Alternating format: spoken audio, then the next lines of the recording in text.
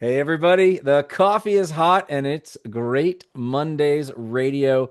Today, I am interested in talking about the connection of the rise of the gambling economy, the role AI plays in society, why time at work doesn't necessarily equal success. And it is all driven by this concept around the decoupling of work and reward. And today, to talk about that with me is cultural futurist and brand strategist Jasmine Bina. She's the CEO of Concept Bureau, a strategy firm, as well as the co-founder of a community called Exposure Therapy. And she is thinks about a lot of really interesting future forward things. And this is something that is both relevant in work, at work, and in the larger society. So, Jasmine, thank you so much. Let's talk about the decoupling of work and reward.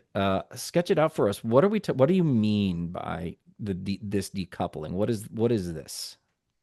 So, if you look at a lot of the signals we're getting in culture, they're kind of implicitly telling us that you don't get rewarded for work like we used to. This equation that work equals reward doesn't math like it used to. And it's coming from all kinds of places. So, we could start super wide. If you look at um, GLP-1s, for example, um, GLP-1s tell you that all of your hard work, like creating like a fit body, doesn't mean anything anymore because anybody can kind of, fake it with GLP-1s. Now, I'm not putting that down at all. I'm a GLP-1 user, and I think it's a great medicine for people. But it kind of sends this implicit message that like, you don't win any extra social favor just because you're thinner or you have a conforming body. And there's a multi-trillion dollar industry around this story of the morality of working on your body. Um, you look at crypto. Crypto means anybody can be a millionaire overnight. So all of your hard-earned investing acumen doesn't mean anything anymore. And you can make a stupid amount of money faster than anything we've ever seen in the past before. Um, if you look at the TikTokification of everything, so basically everything has become an extension of the TikTok algorithm, right? Every social media platform is basically TikTok at this point, but like also the TikTokification of media and um, the news and movies and even things like mental health and the publishing industry. It means that if you're a creator, you would really know this. You might not know this as a creator yourself. All of the time you've spent building your brand Hmm. and your audience doesn't mean anything anymore because you're just pulling the slot machine every day of the algorithm just to see like what hits and what doesn't. And so, how can we say work equals reward like it used to, especially now that there's AI? And all that time you've spent building, mastering your craft doesn't mean anything anymore because somebody else can just use AI and do a job that's just as good. Like I said, the equation falls apart. And that's a big problem in the West, especially the US, where, the Protestant work mythology is built on the idea of work equals reward. American society is built on the idea of work equals reward. It is how we think about the way we engage and like you said, evaluate others and the worth of ourselves and others. The the kind of the example that you wrote in one of your pieces about this that I thought was really interesting and something that I noticed but didn't really connect it to what you're talking about is um, the distributed work versus butts and seats. Yeah. So the reason why you posit leaders are, um, I don't know, ruffled by, I think is a nice way to put it. Um, this like you can work from anywhere, not from the office, is because you're measuring it with the time in seat methodology. And if you don't have the butt or the seat, then you don't have a way of recognize that and rewarding that. And Yeah. it's been, I think previously we've had this results only workplace kind of thing, and I think that's an early indicator of that. Can you talk a little bit more about what is happening in the workplace that is connected to or is an example of the decoupling of work and reward?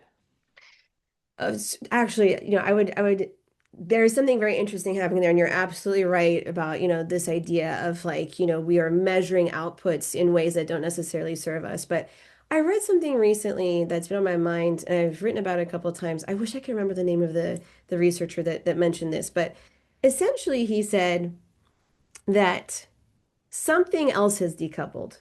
When people don't feel like they have job security anymore, everybody feels like they're a free agent. And I think this is very true. Uh, White collar workers are all contractors now. Blue Yep. collar workers are all subcontractors. Even if you have a cushy job, you know deep down that you're a free agent too because you can't count on it. Yeah. And we're in this interesting situation now where like your Uber driver and your doctor both think they're free agents on this like rags to riches pathway.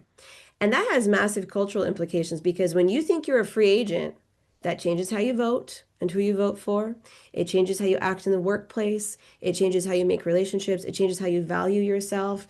That is another thing that we're seeing the decoupling kind of shifting how people act inside of the office. You might have noticed on LinkedIn, everybody's developing a personal brand now, as they should, because they're realizing, they are a product and Yep. not so much like just a talent that's being hired at a company. We did research on elite talent for like mid to upper level management, and you'll find that when those people are approached, by like a headhunter or whoever, a talent person, before they even look at the company that has the role open, they will look up the hiring manager because they realize that like you're out for yourself and like you can't trust in the system. The only thing that stands between you and what you want within a company or some sort of like, sense of stability in your career or going on the career ladder is the person that's holding you back. We saw a lot of research like that. And that is very much informed by the free agent mentality. And that like people don't believe that they're a part of a system, they don't trust the system. They think they are basically just kind of renting their time out to a Mm-hmm. company. Mm-hmm. I'm saying it in a bit, it's not as dire as I'm describing it, but deep down, that was like the mental shift that we saw when we did that research. That was really interesting. That really changes, it changed for the brand that we were working with at the time, like how they present themselves as an employer brand and how they presented their hiring managers as well.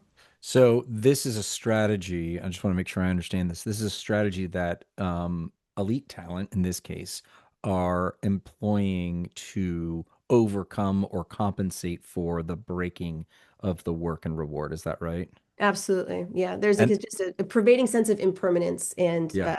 I don't want to say responsibility, but like an indebtedness maybe. Like I'm sure people feel this already. Well, I mean, I think we saw that attitude start to, or like the perceiving of that attitude in the quiet quitting era when we said, they don't care about you. You don't care. Why should you care Yeah. about them?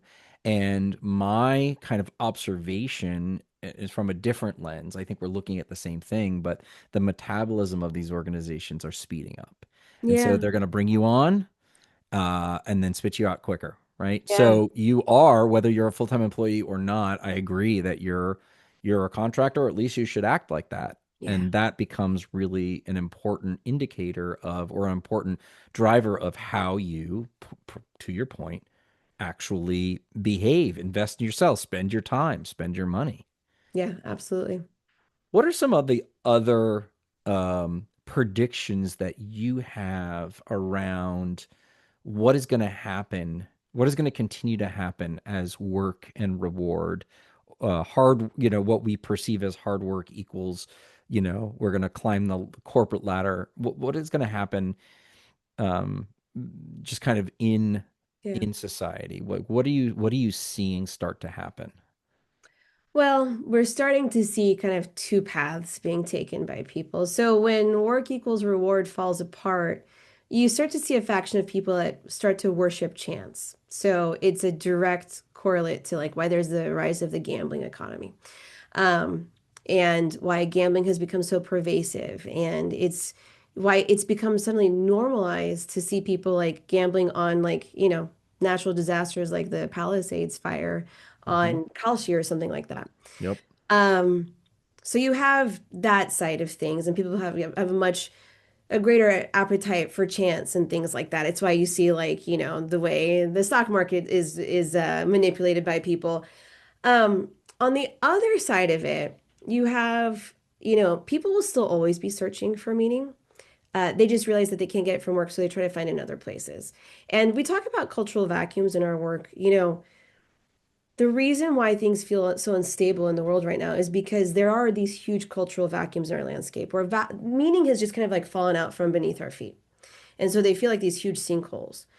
But the thing about cultural vacuums is they don't stay empty. Like they kind of suck things down. So, Hmm. they kind of bring the future forward. And we have to fill these holes with something. Sometimes it's like distraction or chaos or noise, but eventually it has to be filled with something meaningful. And in the work department, we see people increasingly finding ways to attain meaning outside of work. And sometimes it might look like, for example, spirituality or the rise of religion. We've seen a rise in like all kinds of, there's religion is rising in the zeitgeist, but also like spirituality, astrology is through the roof. Hmm.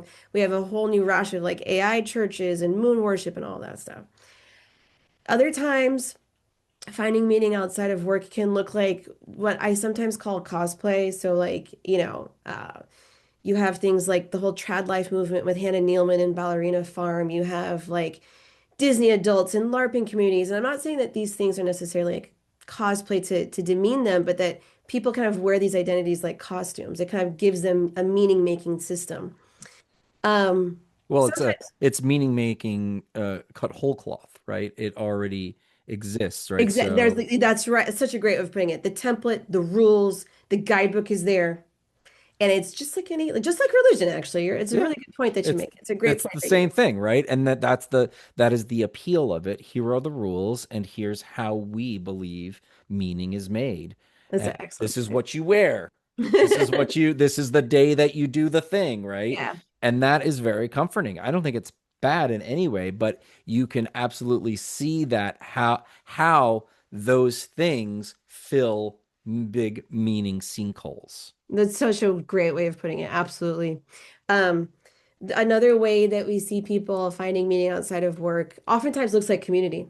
So there's been a rise in communes, things like Hmm. mommunes, where single moms live together to raise their children, Hmm. eco-living compounds, intergenerational living. And then sometimes finding meaning outside of work looks like actually leaving community. So I wrote a piece, but it's kind of like also a punchline that like no matter what socioeconomic status you have, no matter where you are on the ladder, everybody has an exit fantasy. So it could be like a cabin on an off-grid piece of land. It could be van life or boat life. It could Hmm. be homesteading. I joke that we all know way too much about homesteading. It could be, living off of the land, a private island. It could be, the tech oligarchs and like, having New a Zealand, yeah, bunker, a yeah, bunker. Yes, yeah. exactly. So, you look at all of these things, and in my line of work, you look for patterns when you see that much activity. And if you look at them, all of these things really actually look like play. And play is very distinct. Play happens when three conditions are met, then suddenly the special rules of the game emerge. So if you give people, let me see if I remember, freedom, separateness, and safety, those are the conditions for creating a game. And all of those living models I just described provide people with all of that. And these are ways of playing with meaning making. You can argue that playing with meaning is the highest form of play that there is.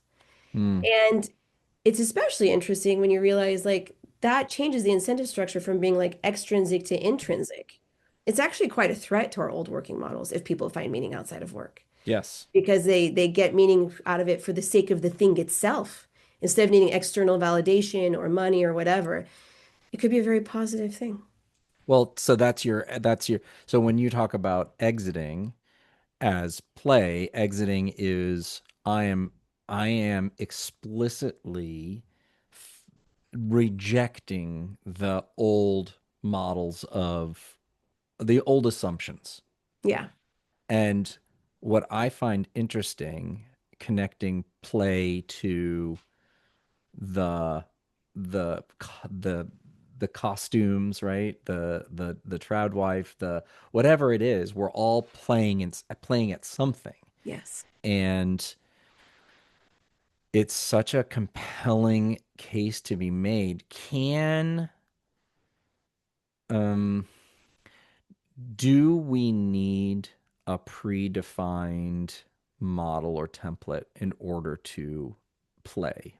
Or can we define it for ourselves? And I'm You just can. looking for solutions, right? So it's like I'm trying to cope with, the sinkholes. Yeah. So do I have to start showing up to temple again? Or do I make my can I make my own community? Like what are the Oh, these were ops? just some examples. There are all kinds of niche things that people are doing for themselves. It doesn't need to be like a large community already there. It could look like so many different things. These are just kind of like the more dominant examples that I can Yeah. point to that most people can see. But it does need to have rules and it needs to have the freedom, safety, and separateness. That's what makes it play. And if you are searching for meaning in your life, if you find it someplace, you will probably, I could almost guarantee you will always find those four things. You know, to find meaning, we need those four things. And that's to find meaning as play, you need to have those four things. And that doesn't have to look like the examples I gave at all. It could be many other things. It could be parenting, it could be lots of other things. Hmm. Um, but people find it easier when there's a community already there.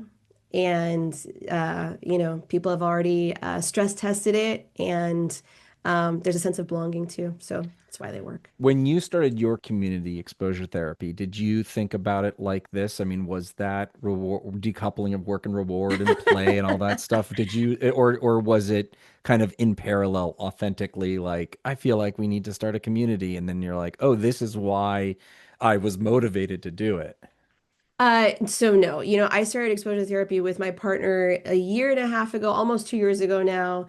We only started it because I've been publishing for a long time. We had this kind of informal community of people around us that always wanted to engage. So, all right, we really tried to think of like how to make it a community that actually works. I'm good at community building. I've done that for a lot of our clients. Exposure therapy very much lives up to its name. You will always be exposed and provoked, and that's what forces people to talk to each other.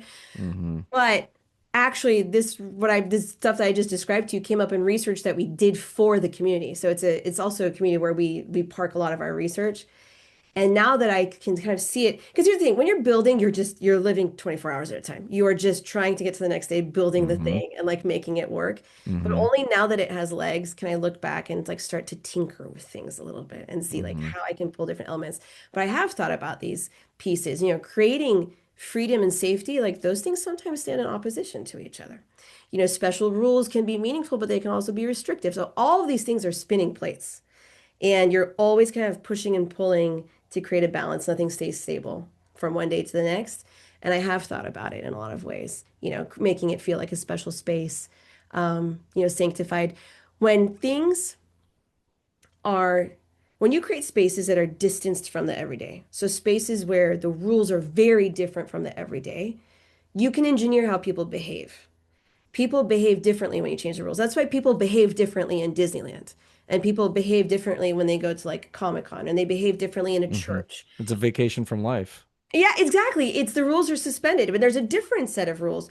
And usually what happens when the rules of everyday life are suspended is that people are willing to make themselves more vulnerable. In all of those spaces, people make themselves more vulnerable. And when you are more vulnerable, it's much easier to create trust, which is really the basis of every community, especially ours. Mm-hmm. That's really, really interesting. What can leaders, managers, or even founders of companies take from this? So where, we've kind of said, aha, fuck the old way. Like, you can create your own, find meaning outside. Yeah. Do do leaders need to I guess there's two ways you can approach it if we simplify it, right? Try to create meaning inside, or just say, yeah, it's just a job, and go and find it other places. Okay, I would advise differently depending on what the company is and what their challenges are internally. But I think being clear about which side of that equation you fall into is really, really important and being honest about it. and actually like discussing it. It's when there's confusion that people might Mm-hmm. feel shortchanged or feel like they're Mm-hmm. used, or you might feel like you're getting used as a leader. Mm-hmm. I think every kerfuffle I've had as a leader is because I was not clear about my intentions or my expectations when it came to like how you participate in this space. And that's what I've actually learned as the founder of exposure therapy too. It's a very tight-knit community. And what I've learned is that there's 130 members right now, like from all over the world. And like, we talk about really charged topics. We study culture. That's what exposure therapy is. So, you get caught up in like these conversations that can feel very electric sometimes, and they can feel a little overcharged. And I learned quickly that like setting the rules of the special space is rarely about what you say or what's in your guidebook or like what's in the Slack channel. It's about the energy that you bring to it because everybody's looking to you as the leader. Mm. And everything I've ever solved, I learned this the hard way. I first like calmed myself, settled myself, and like centered my emotions and kind of had to like grow up about whatever that topic was. And then once you bring that energy to it, everybody just aligns to you. It's like a magnet, people will just kind of align to that. Mm-hmm. And a lot of times the special rules of a space just have to be embodied. It's not about them being written down. It's about Mm. like somebody actually carrying the rules physically, spiritually, psychically, and then everybody can kind of align to that. That's interesting. I feel like when you're under 200 people, you probably could do that and you have Yeah. touched all, but you have to model it. I mean, you can't Yeah. not model it, right? So I think up until 200, you need to model it. But somewhere in there, 100, 200, 300, Yeah. you do need to codify it and basically say this is how we, are expecting to run the game. I think so. Just to restate it as kind of a takeaway here is as a manager, a leader, a business owner, or a founder, you one needs to understand that work no longer equals reward. And even if you think that's how you're running it, that's not how your people are actually engaging in it. And they're actually coping in a bunch of different ways, some healthy, some not so healthy. And it is your job to determine what kind of role you want to play in their lives as a place of employment. Is it step back to, hey, just show up and, there's this transactional, Yeah. moment, or lean in and say, we can actually offer more in a bunch of different ways. That way you are are at least clear about who you're trying to or who you're trying to be and who you might be attracting or repelling. Absolutely. And there's just no mistaking what is expected on both sides. That's the real benefit of either side. I wouldn't say either is right or wrong, Yeah. Yeah. but I think both have their absolute pros and cons. But they both require work in different ways. Mm-hmm. And I think the greatest thing you can offer people right now in a time where there's so much uncertainty and people feel like they're out for themselves is clarity on what your relationship to them actually is. That's actually a tremendous gift to somebody Mm. because I think you could take a lot of like our work culture grievances over the last few years and it would boil down to that mismatch of like promises and expectations. But it requires a frankness that I think a lot of companies might have difficulty with. That I have talked a lot about that particular challenge. I do think we have a communication honesty challenge. I think probably it goes right back to where we started, which is that kind of Protestant American, like, don't offend, right? Like, you don't want to bring that up. And I think that's actually a big part of our dysfunction and why we can't proceed or move forward, or why culture, lowercase c, inside of organizations that I think about aren't advancing or evolving as well as I would have hoped at this point. Yeah, I agree. Yeah, so really, really interesting stuff. Jasmine Bina, exposuretherapy.com as well as conceptbureau.com. She's got a lot to say, and she does say it in a lot of different ways. So check out her work. She's a culture futurist and brand strategist. And thank you so much. This was really, really interesting. I am now going to go forward in my life thinking about how people are finding meaning finding ways to fill the sinkhole that is the vacuum that is a lack of meaning in their lives, and it's I think it's really revelatory. So I really appreciate you sharing it with us. My pleasure. I think it's a useful model for understanding people, so I hope it serves you well. And thank you for having me. I appreciate it. Yes, of course. Thank you so much. Awesome.